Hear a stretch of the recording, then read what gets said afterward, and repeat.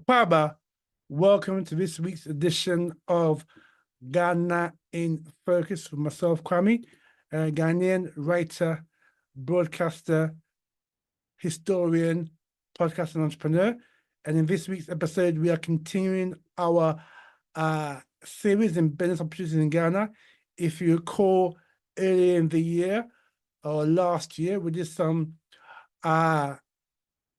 podcasts telling you about business opportunities in Ghana, like, for example, the hair, beauty industry, like land, retail estate, and other opportunities. So in this month of June, we'll be giving you a lot of ideas for business opportunities, particularly if you are wanting to come to Ghana to settle, but didn't know what business to start. So we will give you over the next 4 weeks some ideas for you that you could use to start a business in Ghana. And the first of these is the transport sector, car business. So that's what we'll be exploring this week on Ghana in Focus in our business opportunity series, looking at the car transport sector in Ghana. So before we start the show, if you like what you hear, please share it with your friends, your family, social media networks. Subscribe to Ghana Africa in Focus on YouTube. Hit the notification bell, meaning that every time we download a new podcast on YouTube, YouTube will notify of you. Again, we're also on Spotify. Look out for Ghana Africa in Focus on Spotify. Hit the follow button, meaning that every time we upload a new podcast, Spotify will notify you, okay? So just before we start the show, just a little bit of news.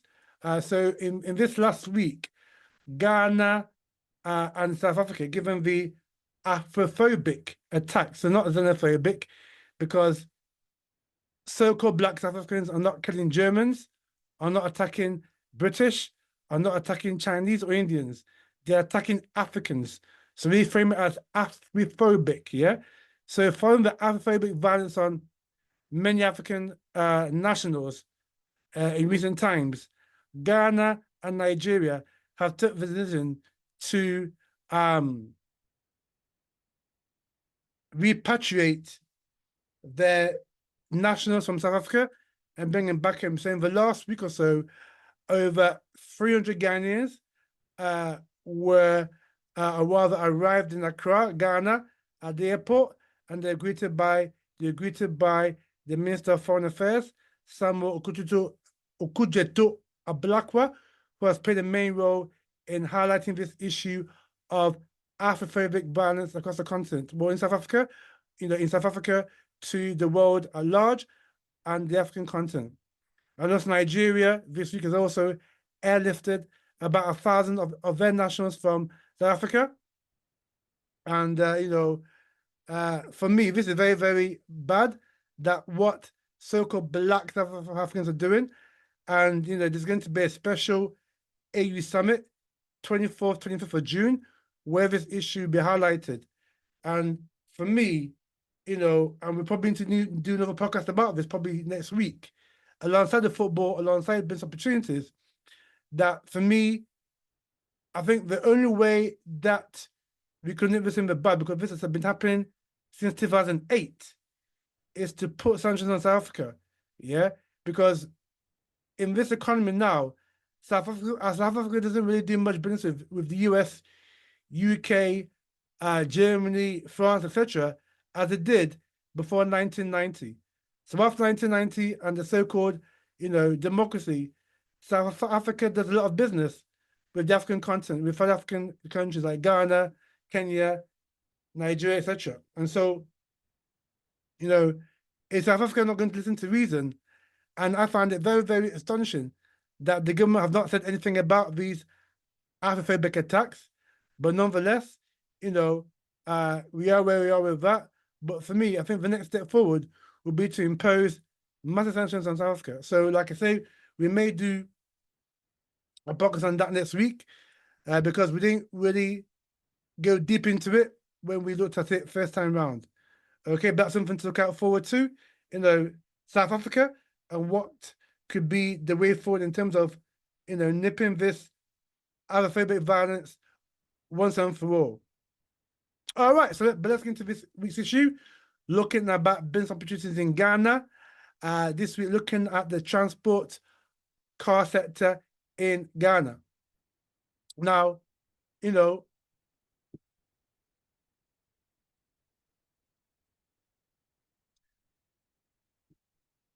Ghana's, transport sector is an overlooked gold mine. Many people don't really look at transport as a business opportunity, but transport is a very, very potentially lucrative venture in Ghana if able to hit the right notes. And so the reason why transport is important in Ghana is because Ghana people move around from the big cities from Accra, Kumasi, Bogatanga, Sonyan, Tamale, Tama, etc., to within the city, so within Accra, within Kumasi, and also there's goods of services that move around the country.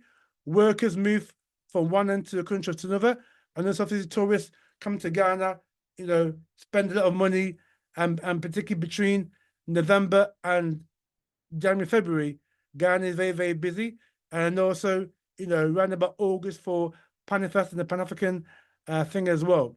So Ghana, has a lot of tourists and is very, very busy in the tourism of Ghana. And so at the moment, there is a gap in parts of the transport sector in Ghana, and that's because of low organization and also huge inefficiencies within the current transport network system in Ghana. And so where there's inefficiency, there's always opportunity. And this is what we're going to break down for you today, the opportunities that exist in Ghana within the transport car sector within the company. So the first bit, you could use transport for, you could use it for Uber or Bolt car business. So how to enter is quite simple. You buy a small, reliable car, which is basically, let's say 1.5 liters. So you can buy like a Hyundai i10, Hyundai i20, those Toyota Yaris, this kind of small, compact cars, which is perfect for Bolt or Uber.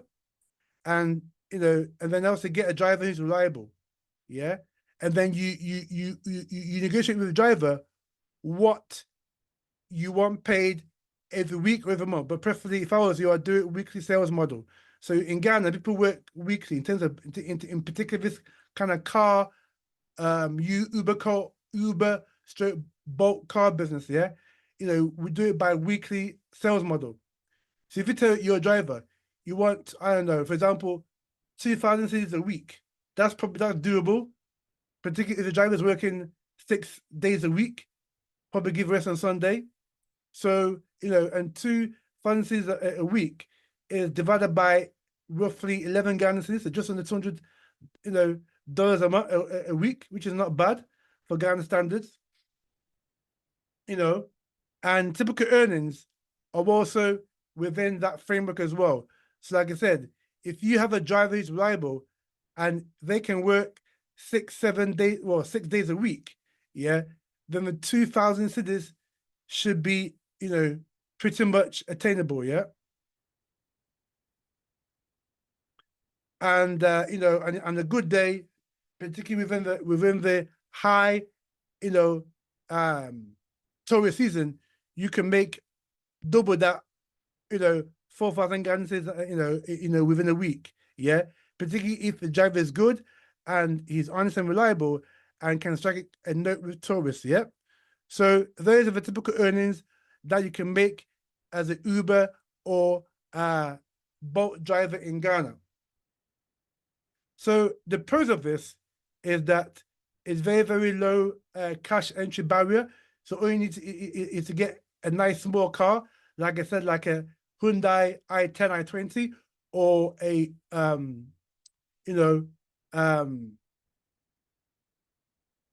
or even Kia, a Kia Pronto is an actually perfect car for Uber or Bolt, and it's also fast cash flow as well. Like I said, people moving about in Ghana every day, in Accra particularly every day, and so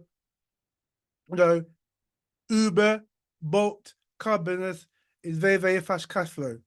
Okay. So the con of Uber and Bolt, but also companies generally, is that the driver issues in Ghana.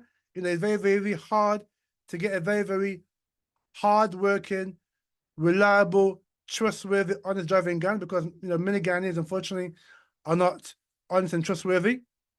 Maintenance can be a feature as well because in Accra and also the country as a whole, despite Vlad's government's attempts, the roads are pretty bad, and that can lead to a lot of maintenance issues within the car. And also fuel volatility. In Ghana, petrol prices go up basically every month, up or down every month. So that could also hamper into the weekly sales target that you set for your driver. All right.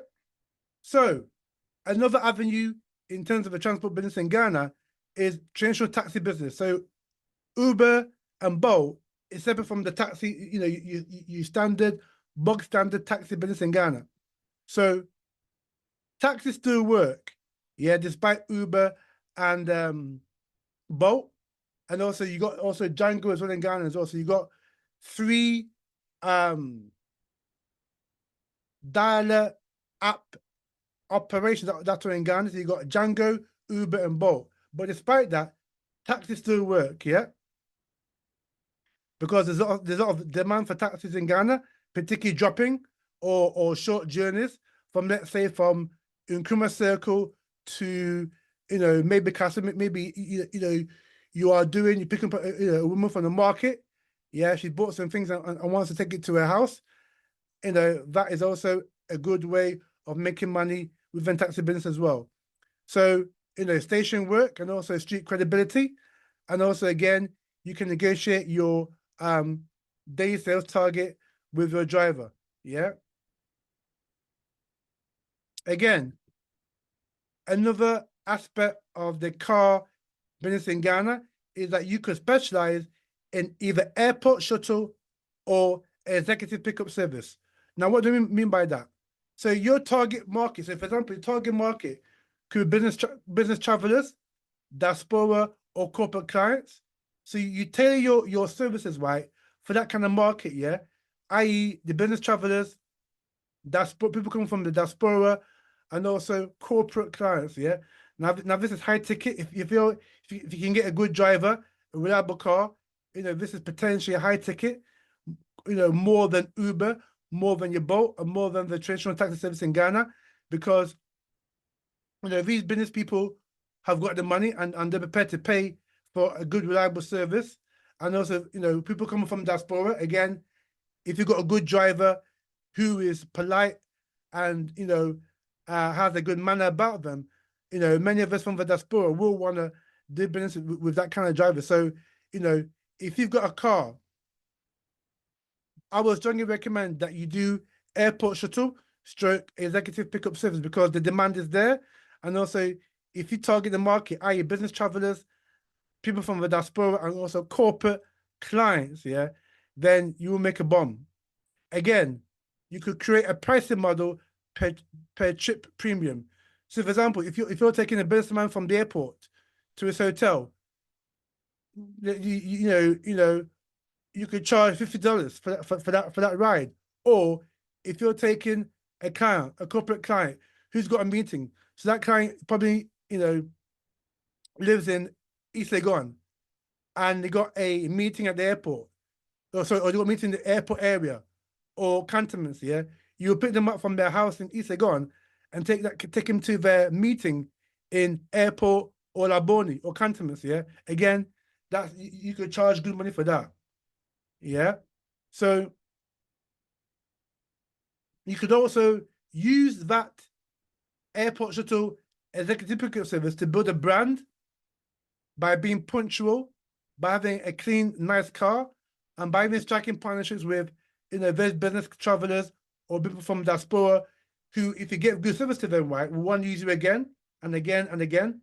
Yeah, because of that good mannerism and good customer service. And also you could get partnerships with other corporate clients as well. So like I said, this is a high ticket, high potential, high high value, area, particularly if you get business travelers and also corporate clients. However, the con about this, right, is that it requires a Ghanaian driver to be very, very professional and reliable. Something that's quite hard to find in Ghana. So if you can get a driver in Ghana who is very reliable and also very professional in what they do, yeah, using this airport shuttle stroke executive pickup service is a potential gold mine, yeah? So that's something that so far out of the four, I'd recommend airport shuttle stroke executive pickup service, yeah? Again, another gold mine is the minivan, the church I live in Ghana, and this is Intracity. So if you buy a 12-seater car, like a Toyota Vitz, or a Toyota Urban, or a Hyundai M100 or Pragio, right? 12-seater car,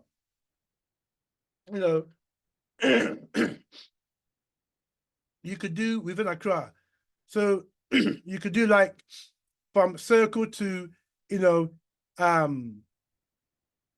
let's say Circle to Adenta, Circle to Kaswa, Circle to Kanishin.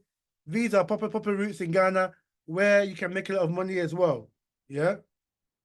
And also, again, as before, you could negotiate with your driver a daily or weekly sales model.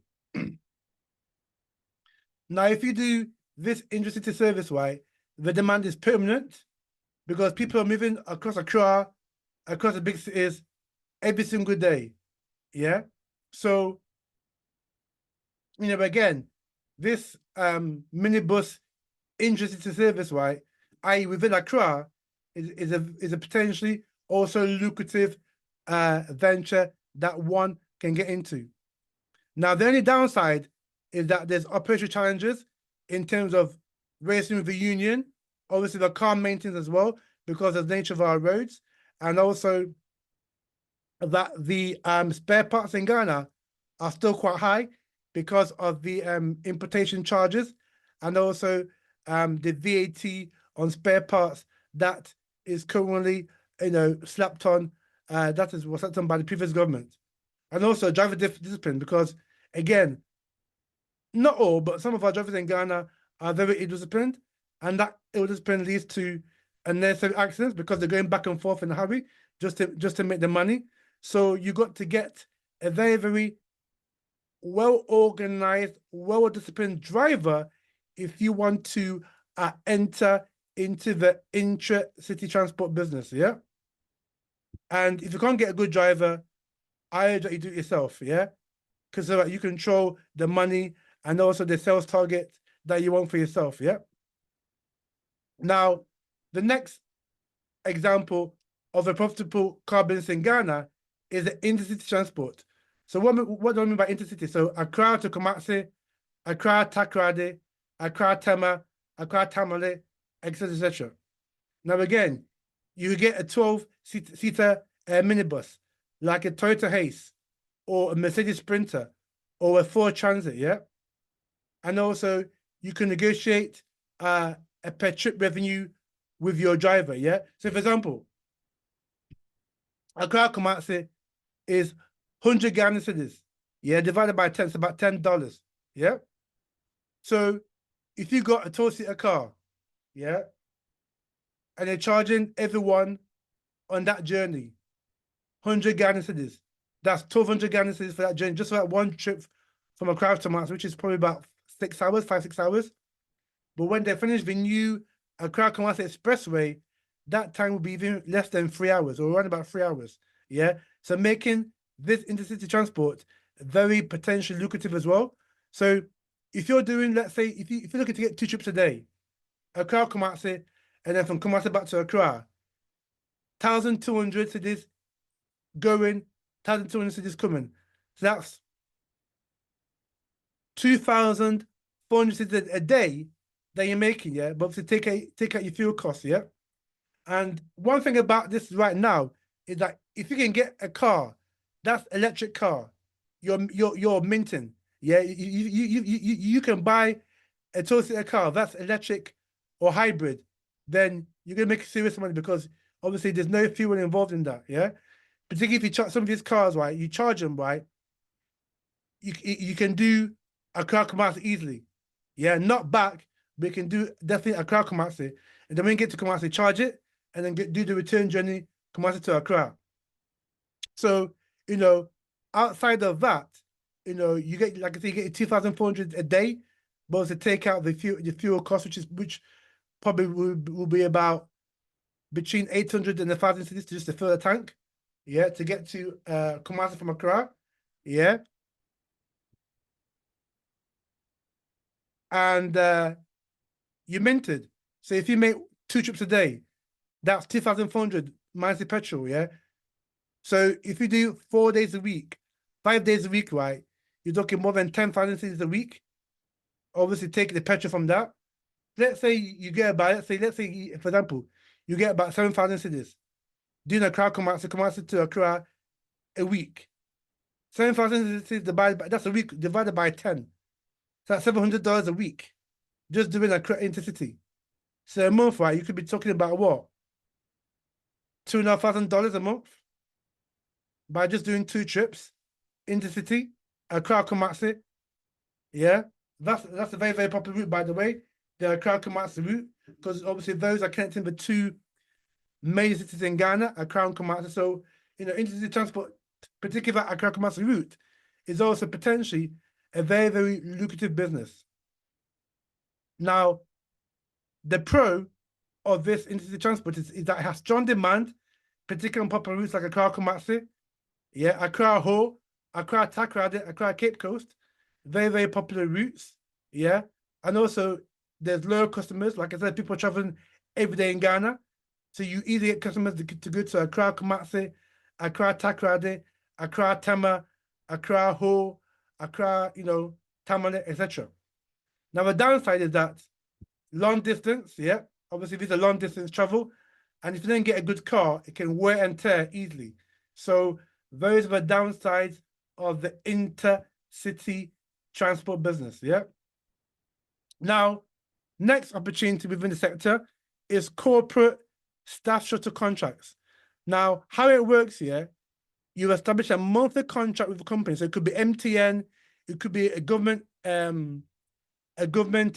agency like the Foreign Affairs Ministry, or an NGO, or a bank, or a telecommunication company like I said, MTN or Telecel,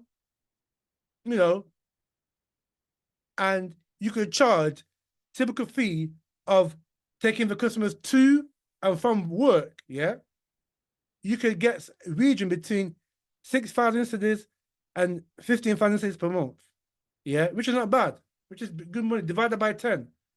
So you're talking between $600 and $1,500 a month per month, just for taking, corporate staff to and from work. And in between that, you could probably do a bit of Uber and a bit of, intercity, yeah. So companies are prepared to outsource, yeah, because obviously they don't want to, send the customers to and from work. They ought to prefer a third party to do that in Ghana. And I've got a personal experience of that. I used to do that in Ghana. I used to had a car, a 12-seater, that I used to pick up the staff members to and from the place of work, and used to work at MTN, the MTN, one of their big offices in the Tema Community 1 area. So, companies, those companies like MTN, and also government agencies and also banks, they prefer outsourcing the corporate shuttle. Yep.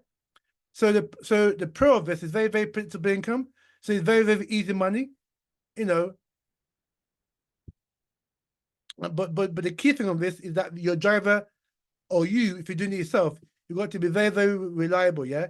Because, in terms of this particular corporate transport sector, where ability is everything. If you're reliable, you can even get your contract extended so if you sign initially a 1-year contract just to test it out, if you are very reliable as a driver, yeah, and do a good job, then you will get good business, yeah. You get recommendations from that corporate entity that you're working with, and you may get interest by other corporate entities, yeah. So it's a very, very potentially lucrative business as well, the corporate shuttle in Ghana. And just to give you a bit of flavor on that, yeah, the corporate shuttle business in Ghana, corporate shuttle transport in Ghana is one of the most stable, predictable, and quietly profitable riches in the entire transport sector. Yeah. So, like I said, these big companies like MTN, logistical companies, right? They run, successful, staff busing operations. And like I said, it's built on punctuality, safety, and reliability, which tells you that there's strong proven demand. Yeah. So this corporate transport sector within the car industry is very, very risky. It's a very, very profitable area in Ghana. All right, so let's move on to the next sector of the industry of the car and transport sector in Ghana. And this sector is the delivery company. So delivery vans, courier services, and even e-commerce logistics. So e-commerce is becoming a fast-growing business in Ghana. So you can either buy a small van, a pickup, or motorbikes can earn in the region of between $200 and $1,000 a month. Again, you can get contracts with big companies or medium-sized companies to deliver their goods within Accra, particularly within Accra, and then if you take it on another level, right, all across other parts of the country. But again, you got to be reliable and honest and trustworthy. Yeah. So again, you can negotiate with the driver or the company that you are dealing with, right? You could negotiate on per delivery fees or have a standardized daily fee. Or let's say you charge the business 2,000 cedis a day for taking their goods and services within Accra or outside of Accra. Yeah. So this business, in terms of delivery van, courier services, etc., right, is a scalable business. They can scale it up. So basically, you can start doing courier services, yeah, and then when you grow from that, then you go into the delivery sector, and then when you get experience of that, you can scale it up to logistics, yeah. So this is a very, very scalable business. This kind of delivery courier service is a very, very scalable business in Ghana that has long-term potential. All right. So next sector within the car business sector in Ghana is you could either get a car for rental, yeah, for events such as weddings and corporate use. So SUVs or luxury cars or even vintage cars are high in demand for weddings, photo shoots for films or music videos, weekend trips, or corporate events. So you, as the owner of that car, yeah, you could charge a daily rental fee ranging from $50, this is a day, to $250 a day.